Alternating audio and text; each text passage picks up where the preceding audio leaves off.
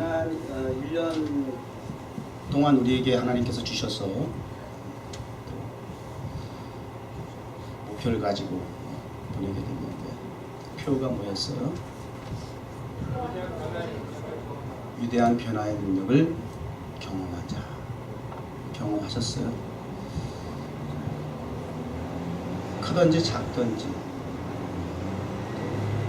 그것이 또 알든지 모르든지 느껴지든지 느껴지지 못했든지 간에 하나님은 지난 1년 동안 엄청나게 우리의 삶 속에 개입하시고 간섭하셨어요. 그리고 우리를 인도해 주셨어요. 내가 몰랐다, 그건 영적인 무지인 까닭이지, 하나님은 우리에게 큰 은혜를 통해서 위대한 변화의 능력, 즉 복음의 능력을 경험하게 하셨습니다.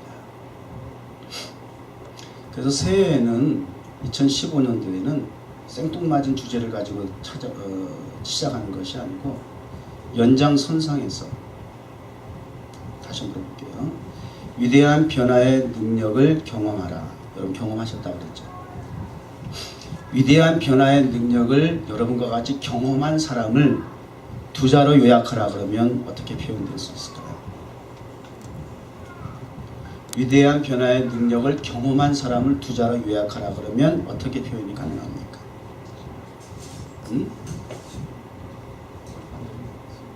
크게 얘기해. 증인. 또 그대로 줄이면 되는데 위인. 뭐라 그랬어요? 위다? 위자. 이야, 너도 그런 말을 또 다 만들어냈어. 대단해요. 역시 위대한 변화의 능력을 경험한 사람들 무슨 달라요. 말하는 게 없는 말도 만들어내요. 창조적입니다. 흔히 위인 그러잖아요. 위인이 위대한 사람이라는 얘기잖아요. 왜요? 위대한 변화의 능력을 경험했으니까. 복음적인 성경적인 예수 그리스도를 통해서 위대한 변화의 능력을 경험한 사람만이 위인의 자격이 있습니다. 세계를 한때 정복했던, 그리고 사람들에게 추앙받았던 그런 분들이 위인이 아니고 성경적으로 복음적으로 예수 그리스도를 통해서 변화의 능력을 경험한 사람을 위인이라고 하는 거예요. 따라서 저와 여러분은 위인입니다. 이제 우리는 위인의 반열에 올라갔습니다. 그러면 이제 두 번째, 위대한 변화의 능력을 경험을 했으면, 저는 이 위대한 변화의 능력을 경험했던 시기를 광야 시대라고 표현하고 싶어요.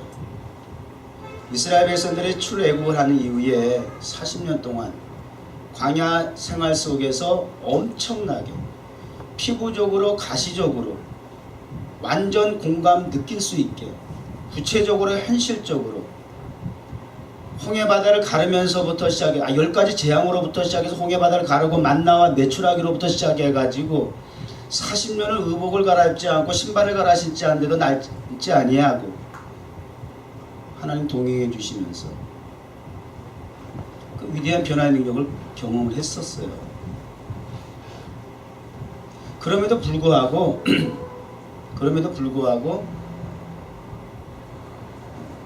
위인으로서 위인의 위치에서 위인의 자격으로서 삶을 살아가지 못했기 때문에 다 광야에서 장사 지내고 말았어요. 변화의 능력을 경험하는 것만으로 족하면 안 돼요. 거기서 끝나면 그냥 가는 거예요. 그 현장에서 그냥 보는 것으로 만족해야 해요. 그런데 정말 위인은 그 과정을, 경험을 통해서 하나님이 약속하신 자리에까지 나아가요. 그건 과정일 뿐이에요. 훈련을 통해서 하나님의 약속을 성취하기 위한 준비 단계일 뿐이었어요. 근데 거기서 끝나면 안 돼요. 갑자기 그렇게 경험만 해놓고는 광야 생활만 끝내놓고는 엉뚱하고 딴 것도 우리가 꿈이라고 또 갖고 오면 되겠어요? 무슨 꿈을 맨날 새롭게 만들어. 하나라도 제대로 이루어야 될 거 아니에요. 끝까지 갈 때까지 가봐야 될 거 아니에요. 그래서 광야 40년 동안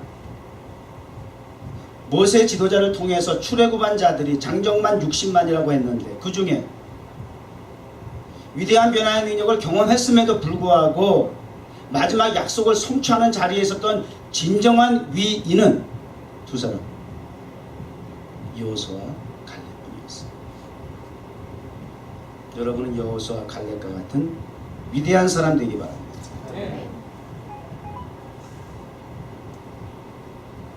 두 번째, 그래서 위대한 변화의 능력을 경험한 위인들은 이제 보다 구체적으로 하나님의 그 약속을, 복음의 가치를 보다 분명하고 확고하게 증거하고 증명하기 위해서 그 땅을 정복하는, 완전 정복하는 그날까지 이제 로드맵을 가지고 구체화하는 길이 필요해요. 그냥 주어지는 것이 아니에요. 또 그 과정이 6년에서 7년, 16년 이렇게 걸려가면서까지 완전 정복하기까지 그 로드맵을 우리가 먼저 구성할 수 있어야 됩니다. 먼저 우리가 첫 단계로서 올 한 해 동안에 이러한 위대한 변화의 능력을 경험한 위인으로서 위대한 변화의 능력, 복음, 약속이 구체화되고 현실화될 수 있도록 우리가 이제 먼저 시각적으로 디자인할 필요가 있다는 거예요. 새로운 출발 단계고요. 약속의 땅 앞에서 약속의 땅을 완전 정복하기까지 이제 로드맵을 가지고 출발을 하는데 첫 번째 단계는 먼저 디자인하는, 약속을, 언약을, 말씀을, 복음을, 우리에게 주신 꿈을, 비전을 실현할 수 있도록, 각화할 수 있도록 디자인해야 한다는 것입니다. 그래서 우리 주제가 비전을 디자인하라. 비전을 디자인한다고 하는 것은 목표를, 목적을 현실화, 구체화, 실체화 한다는 의미를 가지고 있다는 거예요.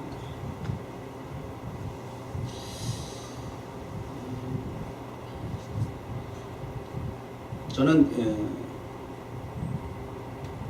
3-1, 3D라는 말이 생각이 났어요. 말씀을 이렇게 준비하면서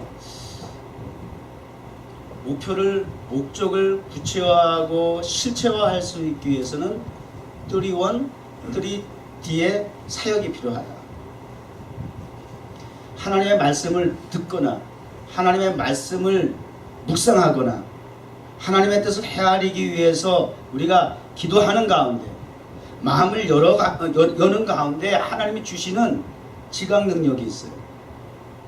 저는 그런 부분에서 굉장히 하나님 앞에 남다른 은사를 주셨다, 난 이 생각을 좀 해요. 이렇게 뭘 들으면, 뭘 이렇게 보면 그 들은 말에 대해서, 본 거에 대해서 지극히 일상적이고 평범하고 그냥 스쳐 지나칠 수 있는 단어 한마디인데도 불구하고 그런 걸 통해서 분석과 이렇게 해석이 되는 그런 은혜를 하나님께서 주셨어요. 이번에 말씀을 준비하면서도 하나님께서 저에게 3-1, 3D라고 하는 사인을 주셨어요. 그게 무슨 뜻이냐? 3-1, 원점, 그런 뜻이에요. 원점, 오리진. 그 다음에 원형태, 오리지널 폼. 두 번째, 내적인 원상태, 오리지널 스테이트. 원점, 원형, 원상 복구하는 게 사명이에요. 이게 하나님의 약속과 비전을 이루어 나가는 중요한 분석이 돼야 되고 해석이 돼야 되는 부분이에요. 원점을, 출발지서부터. 하나님이 보시기에 심히 좋았더라. 에덴 동산으로 돌아가야 되는 거예요. 출발지. 그것이 우리가 진정한 회복인 것이에요. 지난 주간에 텔레비 채널을 이렇게 틀다가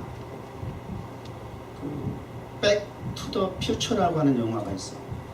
1980년대에 제작된 영화인데 두 번째 2탄 시리즈가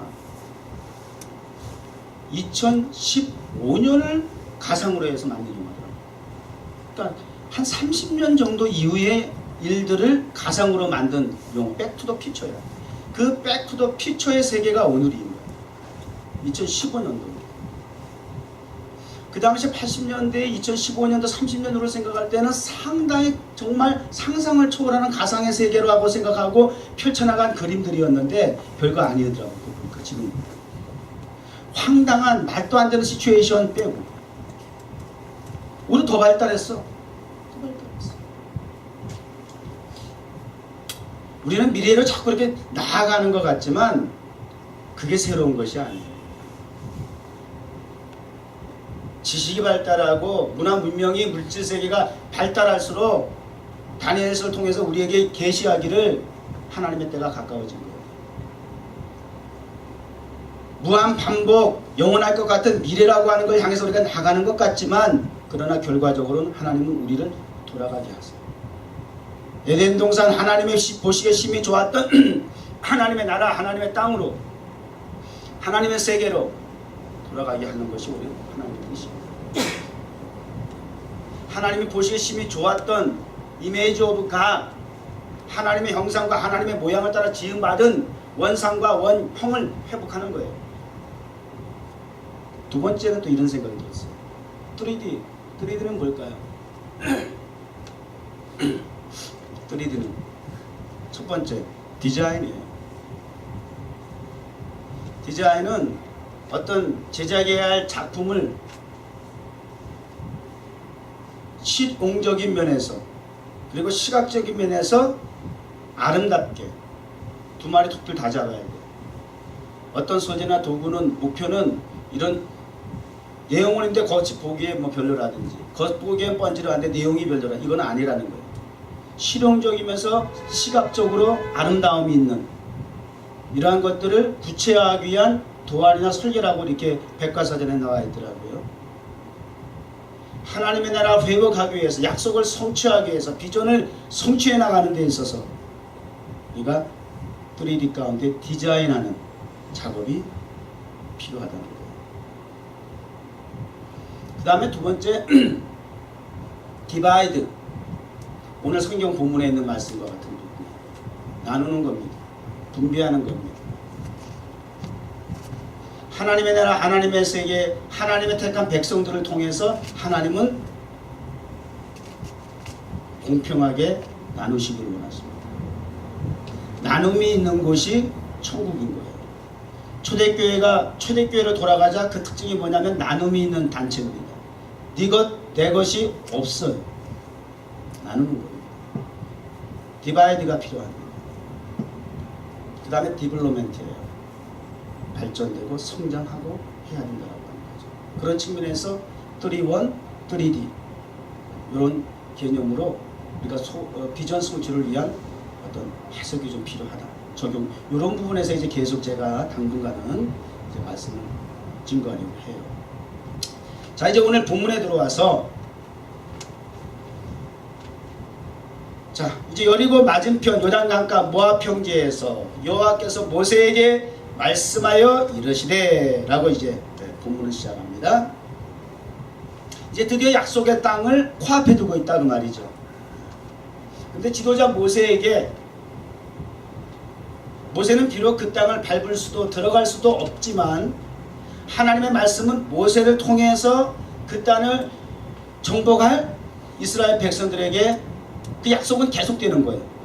하나님의 약속은 시대를 초월하는 거예요. 역사를 초월하는 거예요. 성경은 히스토리라고 얘기를 해요. 히스토리 북이다. 히스토리, 역사책이다.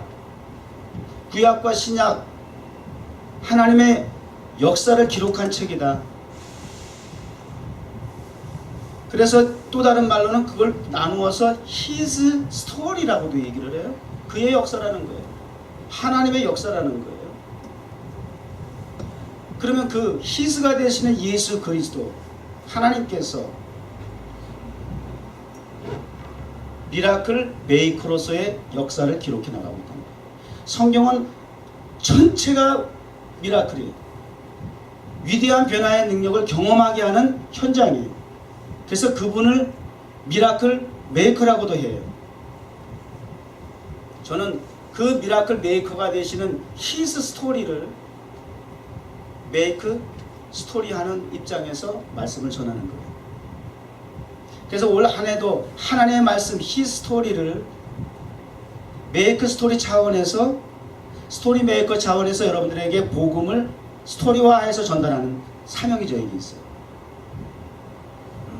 지금 제가 언어 유의하는 것 같아요. 말장난 하는 것 같아요. 난 너무 재밌어 이런 게. 멋있잖아. 느껴지질 않는 거예요. 아무리 멋있는 말을 해도 못 느끼면 어쩔 수 없죠. 마음이 서로 이게 무슨 얘기를 하는 건지 지금. 난 이런 재미로 설교 준비. 너무 재밌어.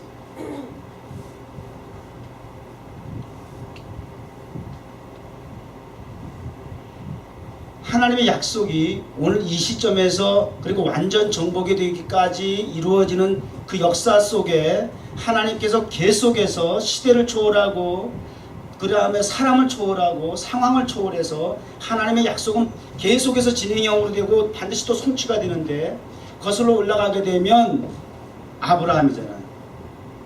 약속은 아브라함 때부터 시작이 됐다 그 말이에요. 하루는 아브라함을 불러다가 밤하늘을 보여주면서 야, 내 후손이 이와 같이 많이 하늘의 별과 같이 셀 수 없이 많이 될 거야. 그리고 나서 내가 밟고 있는 이 땅, 헤브론 산지 이 가나안을 너와 내 후손에게 줄 것이야. 그런데 400년 동안 이방에 객이 되고 그들을 섬겨야 한다. 그리고 4대 만에 다시 이 땅으로 돌아오게 될 것이야. 분명하게 말씀하세요. 창세기 15장. 아브라함에게 이렇게 약속한 지 500년이 지나서 있는 말씀하신 그대로 적용이 되고 이루어져서 500년이 지나서 지금 이 시점에 온 거예요. 그러니까 하나님의 약속은 정확한 거예요. 무어한 거예요. 그만큼 하나님은 신실하세요. 그리고 그 역사를 이루어 나가기 위해서 성실하기까지 하세요. 좋으신 하나님이죠.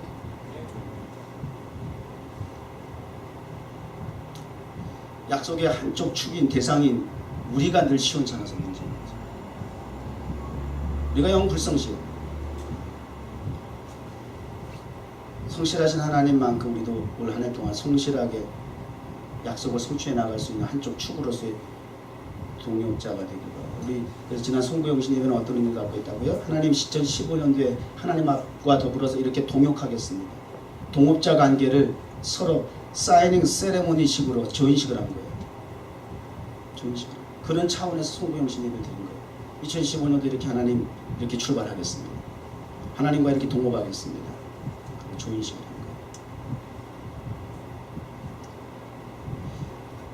자, 이스라엘 자손에게 말하여 그들에게 이르라. 너희가 요단강을 건너 가나안 땅에 들어가거든. 아직은 들어간 거 아니에요.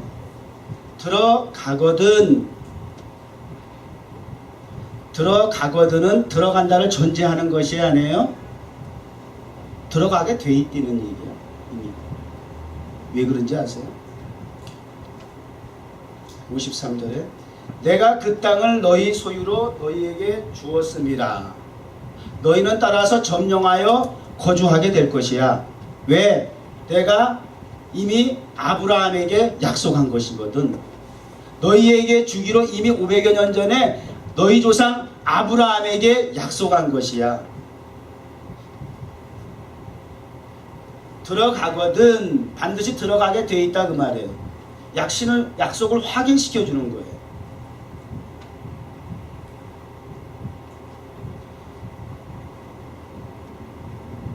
하나님께서 오늘 우리에게 두 가지 방법을 말씀하세요. 첫 번째, 그 땅의 원주민을 너희 앞에서 다 몰아내고 그 새긴 석상과 부어 만든 우상을 다 깨뜨리며 산당을 다 헐고. 눈치채셨어요? 첫 번째, drive out all, destroy all, demolish all.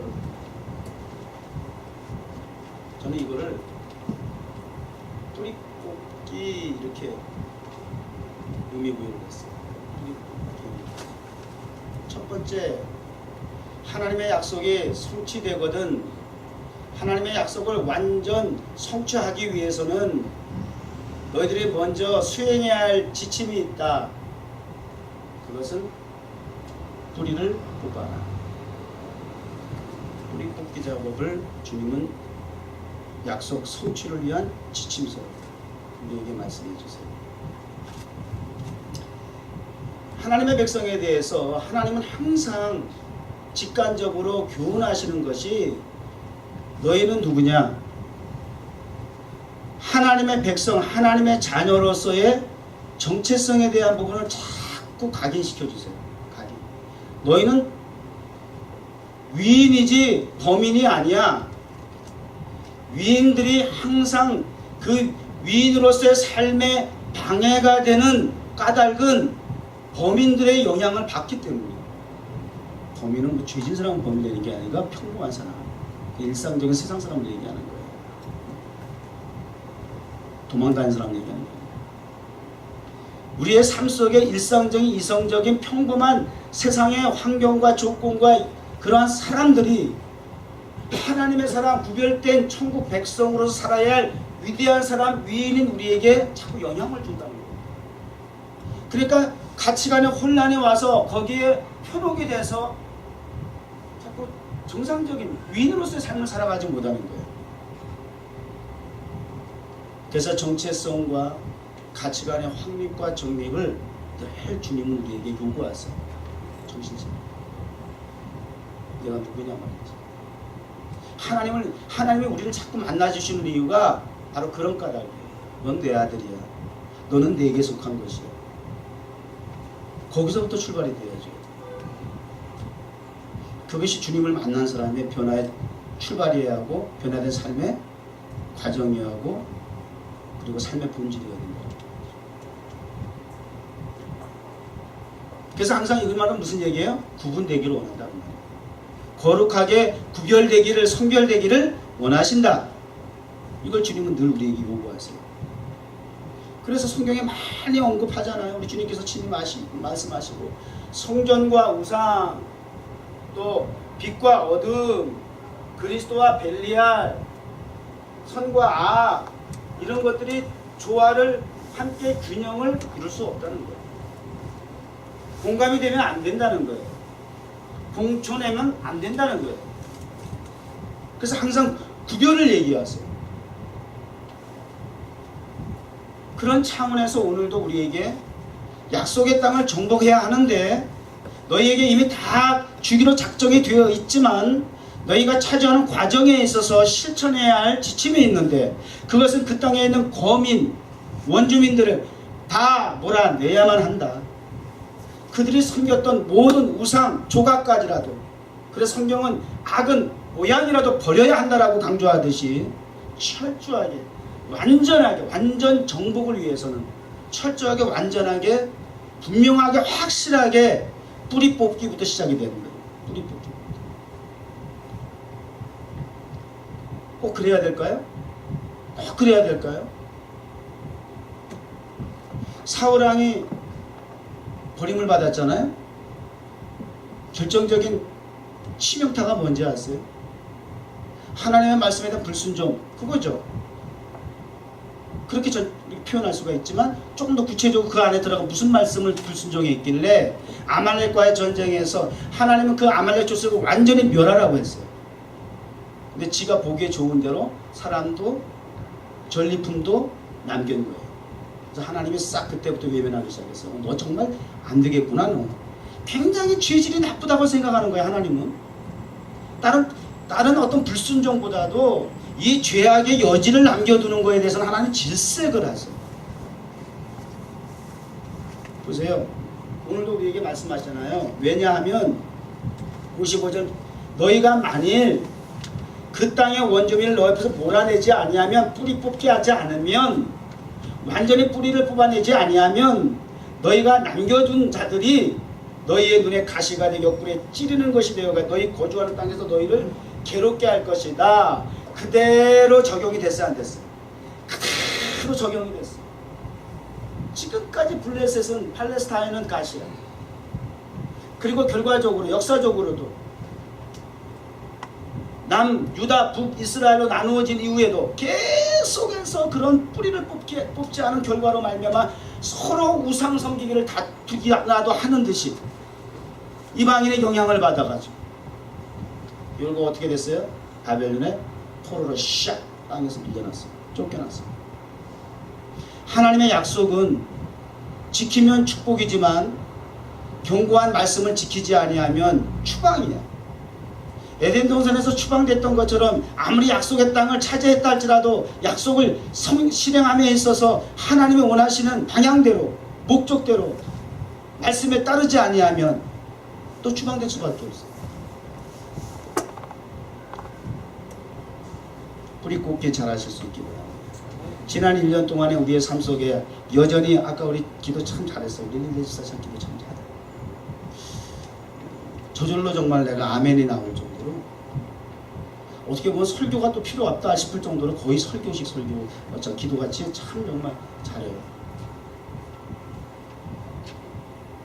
여전히 지난해에 그러한 버려야 할 것, 뽑아야 할 그러한 죄악의 잔재를 가지고 또 해만 맡겼지. 시간의 흐름 속에서 말 그대로 새해가 되었을 뿐이지 우리의 몸과 마음과 심령, 영적인 모습은 상태는 여전히 죄악의 찌꺼기를 그냥 가지고 와 있는 우리의 모습.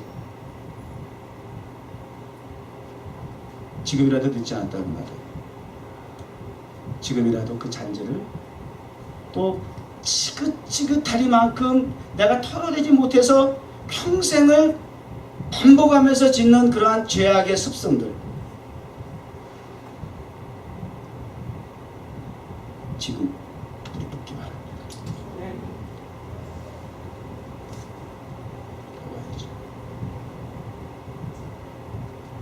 또 이것이 우리 1년 동안 안 그러면 가시가 나를 힘들게 하는 거는 상황이라고요? 누구 때문이라고요? 너 나를 가장 힘들게 하는 건 나야. 나 때문이야.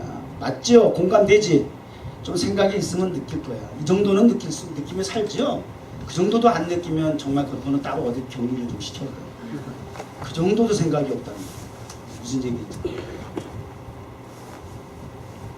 이거는 영적인 얘기도 아니야. 사람이라면, 생각이 있다면 누구나 공감할 수 있는 우리의 모습이잖아. 나를 가장 괴롭히는 거야. 내 자신. 항상 그 부분에 갈등을 깨내고 힘들어하는 거예요, 사실.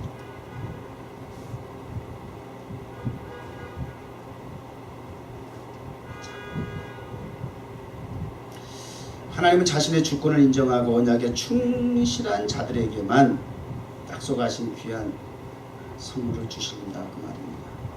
자, 이제 뿌리 뽑기 잘 하셔야 되고요. 그 다음에 두 번째, 그 땅을 점령하여 거주하게 되면 너희는 이제 종족을 따라 그 땅을 제비 뽑아 나눌 것이다. 두 번째, 첫 번째 뿌리 뽑기, 두 번째는 제비 뽑기예요. 뿌리 뽑기를 잘해야 되고 뿌리 뽑기가 잘 되고 나면 두 번째 제비 뽑기를 할 차례예요. 제비를 뽑는데 어떻게? 그것도 하나님의 규칙이 있어요. 지침이 있어요.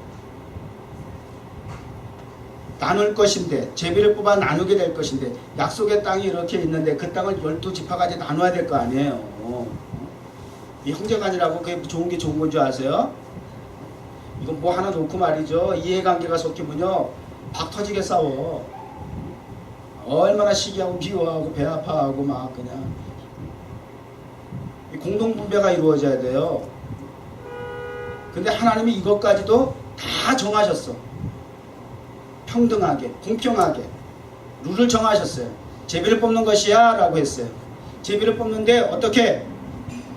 수가 많으면 많은 기업을, 적으면 적은 기업을 주되 제비 뽑은 대로 이렇게 말씀하세요. 저는 2015년 여러분들 개인적으로도 축복을 받고 뉴욕 정원교회가 복을 받아야 되는데 위대한 변화의 능력이 이제는 구체화되고 현실화될 수 있도록 실현화될 수 있도록 이제 축복을 받아 보다 구체적으로 받기를 원하는데 성경에서 우리에게 가르쳐 주시는 축복의 세 가지 조건만 제가 말씀을 간단하게 드릴게요. 첫째, 믿음대로 받는 겁니다. 하나님의 축복은 믿음대로 받는 겁니다. 그래서 주님은 당신을 만난 사람들 엄청 많지만 이적과 기적의 현장에 주인공과 같이 주님의 그 역사 속에 미라클 메이커로서 그분 앞에 서서 그 미라클의 현장 속에서 경험을 하게 된 주인공들에게 주님이 공통적으로 하신 특징적인 말씀이 있다면 내 믿음대로 될지어다. 주님이 우리에게 요구하시고 우리에게 관심을 가지시고 보시는 관점은 주목하시는 것은 믿음이에요. 믿음. 우리의 예배의 형태가 중요한 것이 아니에요.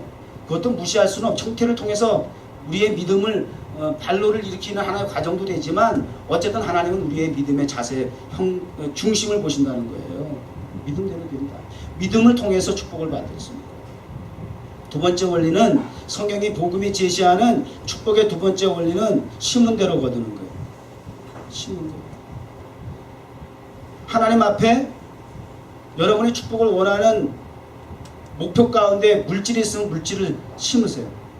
건강해지기를 원하면 건강을 심으시기를 바랍니다.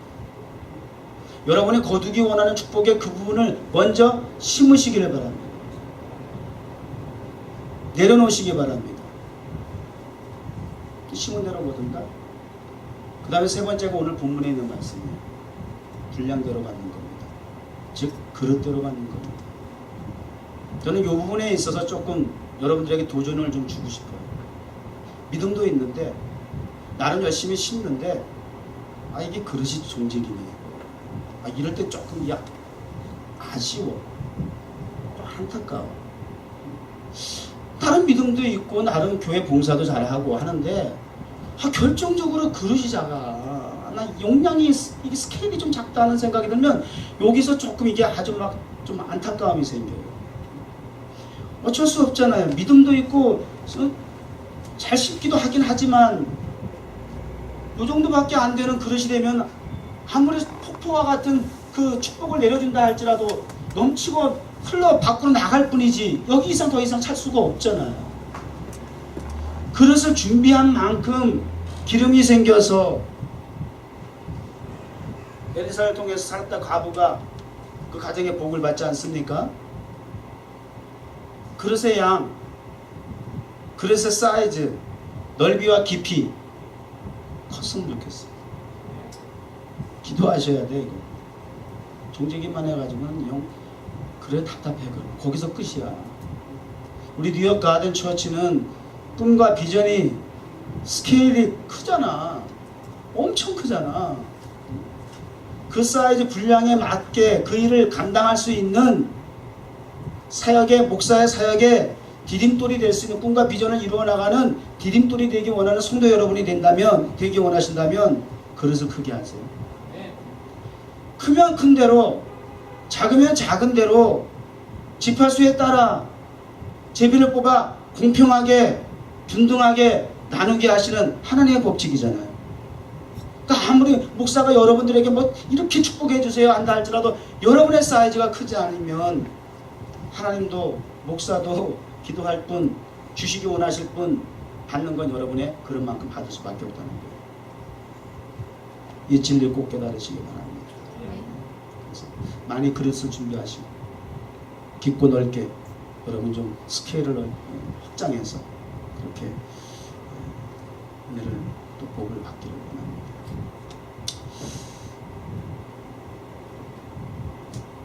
저는 그 개인적으로 비전을 디자인한다라고 하는 측면에서 굉장히 공감이 됐던 부분이,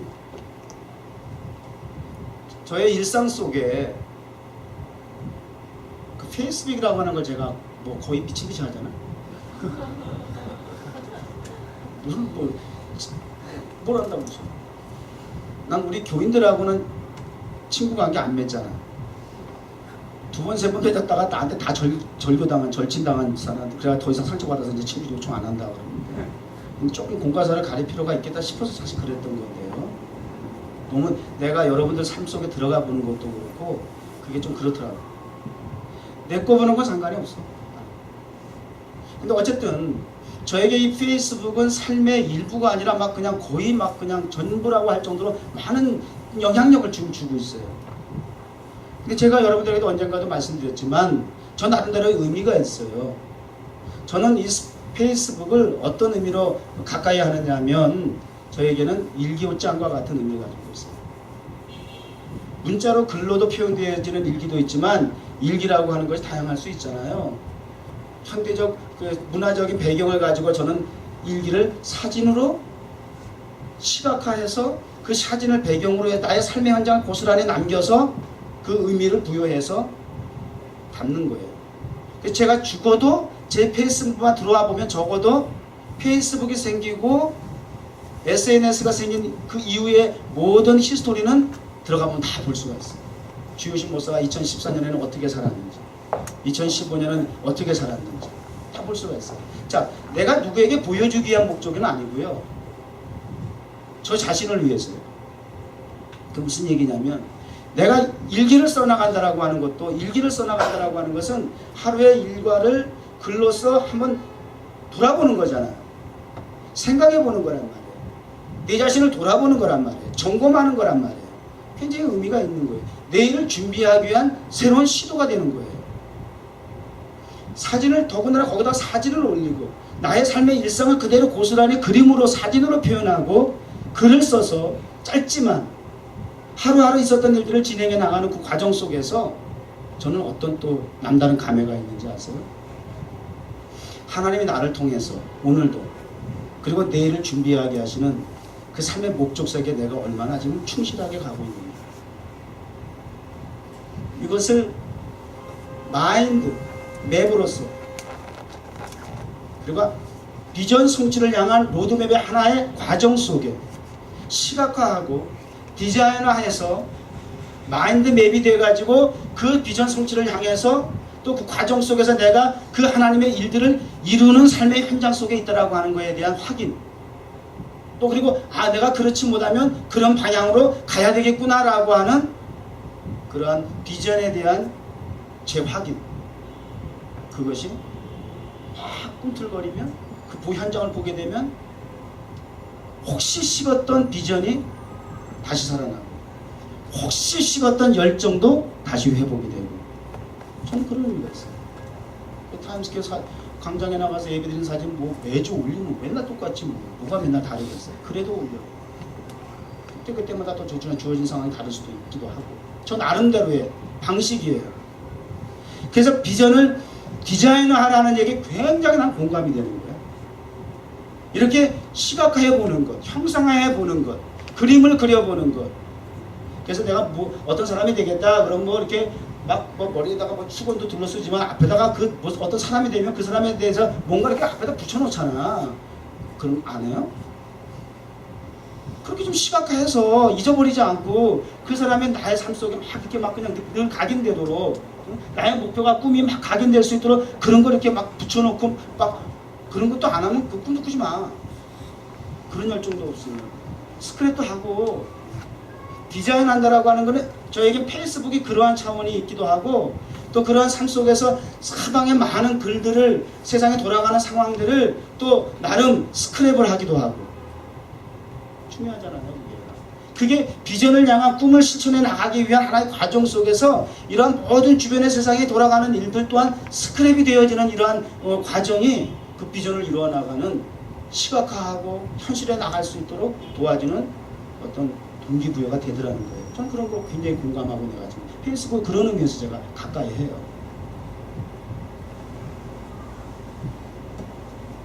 사람에게는 이 기억 시스템에는 두 가지 파일이 있다고 해요. 하나는 안 좋은 일을 기억하는 것이고 하나는 좋은 일을 기억하는 것입니다. 말씀을 마치기에 앞서서 오늘 비전을 디자인하라, 목적을 실체화하라 하고 제가 창세기 41장 51절 52절의 말씀을 기록했어요. 하나는 요셉 꿈의 성취의 비전의 성취의 대명사 요셉을 빼고 누구를 얘기할 수 있겠어요? 위대한 변화의 능력을 그는 노예생활, 종생활하면서 감옥에서 죄수하는 죄수생활하면서 그때가 위대한 변화의 능력을 경험하는 시기예요. 좋은 환경에서 배부르고 등 따뜻해가지고는 그것이 하나님의 위대한 변화 속에 내가 있는지 경험이라고 하는 거 느끼지도 못해. 항상 나밖에 안 없어. 그러나 맨 바닥에 내려가고 고통과 어려움과 가정 속에 있을 때는 하나님의 손길을 느끼는 때예요. 그 위대한 변화의 능력을 13년 동안 경험을 하게 되고 그리고 하나님께서 그 과정을 통해서 애굽의 총리로 자리만 내가 너보다 높지 실은 씹고는 내가 더 있어라고 애굽의 바로왕이 그 요셉에게 주권을 주었던 것처럼 하늘의 별과 같이 그렇게 하나님께서 쓰셨잖아요. 그 역습을 성취하고 나서 하나님께서 그에게 두 아들을 주셨는데 하나가 므낫세고 하나가 에브라임이에요. 므낫세는 지나온 위대한 변화의 능력을 경험하게 했지만 그 과정은 고통의 연속이었어요. 그 고통을 하나 첫 번째 파일 잊어버리는 거예요. 고통의 파일을 잊어버리게 하셨다. 그래서 므낫세라고 하는 아들을 낳았어요. 맞아? 므낫세 맞나? 혹시 틀리면 제가 말은 그렇게 하고 싶은데 머리는 그렇게 돌아가는데 어느 때 엉뚱한 사람이 있는 것도 있어요. 그럴 때 여러분이 바로 이렇게 지적을 해주세요. 이 동영상 보는 사람은 또 그게 다르거든요. 여러분들하고 체감 온도가 다르고 무슨 엉터리 소리 한다고 그러지. 그 다음에 에브라임이라고 두 번째 아들을 졌어요. 에브라임 무슨 뜻이라고 그랬어요? 수고한 땅에서 나로 이건 창성하게 하셨다. 비전이 성취됐다는 거예요. 두 가지 파일이 기억 시스템에 있다는 거예요. 므낫세의 축복, 에브라임의 축복, 이것이 완전 정복, 완전 약속을 성취하는 축복의 열매예요. 결실이에요. 이런 부분들에 대해서 당분간 계속 제가 말씀을 나누도록 하겠습니다. 자, 오늘 말씀은 여기까지. 제가 크게 요약하겠습니다. 첫 번째, 두 가지 우리가 완전 정복 성취를 위해서 우리가 해야 할 일, 뿌리 뽑기, 제비 뽑아 나누기. 기억하시기 바랍니다. 하나님 아버지 감사합니다. 지난 1년 동안 위대한 변화의 능력을 경험하여 위대한 사람, 위인으로 저희들을 세워주셔서 감사합니다. 이제 2015년도는 위대한 변화의 능력, 그 복음이 실체화, 구체화, 현실화될 수 있도록 위인으로서 여호수아와 갈렙과 같이 그렇게 하나님의 그 계획하신 무대 속에서 쓰임받는 위인들이 되기를 원합니다. 그러기 위해서는 뿌리 뽑기, 제부 뽑기 잘하게 하여 주옵소서. 하나님 이제 비전을 향하여 완전 정복하기까지 이제 디자인을 하면서 내가 시동적이고 시각적으로 하나님 것이 아름다운 그러한 모습으로서 하나님의 약속을 성취해 나갈 수 있도록 2015년도 계속되어지는 하나님의 위대한 변화의 능력 되게 하여 주옵소서. 예수님의 이름으로 감사합니다.